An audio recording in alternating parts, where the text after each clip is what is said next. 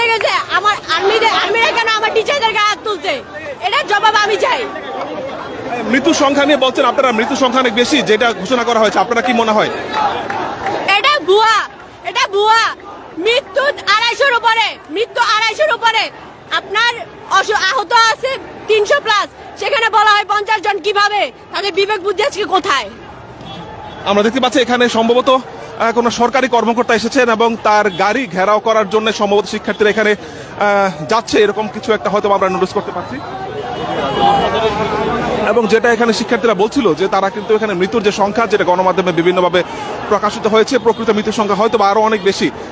এবং আমরা দেখতে পাচ্ছি যে শিক্ষার্থীরা হয়তোবা কোনো সরকারি কর্মকর্তার গাড়ি এখানে ঘেরাও করছে, এরকম কোনো বিষয় হয়তোবা তারা প্রস্তুতি নিচ্ছে।